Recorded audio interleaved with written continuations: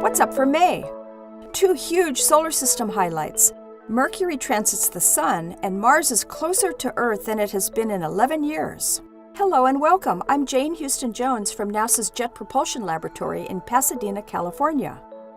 On May 9th, wake up early on the West Coast or step out for coffee on the East Coast to see our smallest planet cross the face of the Sun. The transit will also be visible from most of South America, Western Africa, and Western Europe. A transit occurs when one astronomical body appears to move across the face of another, as seen from Earth or from a spacecraft. But be safe. You'll need to view the Sun and Mercury through a solar filter when looking through a telescope or when projecting the image of the solar disk onto a safe surface. Look a little south of the Sun's equator. It will take about 7.5 hours for the tiny planet's disk to cross the Sun completely.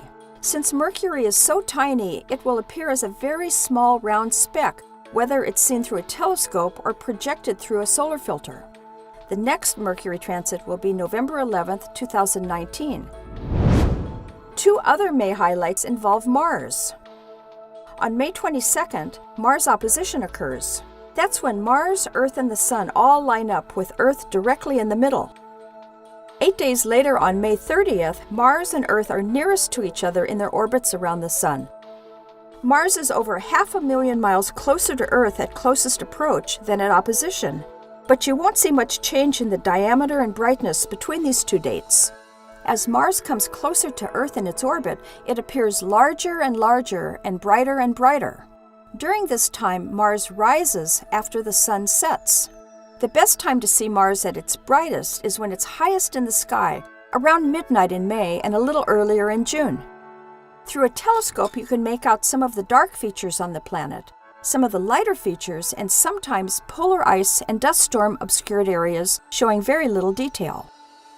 After close approach, Earth sweeps past Mars quickly, so the planet appears large and bright for only a couple weeks.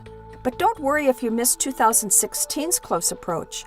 2018's will be even better, as Mars's close approach will be, well, even closer. You can find out about NASA's Journey to Mars missions at mars.nasa.gov, and you can learn about all of NASA's missions at www.nasa.gov.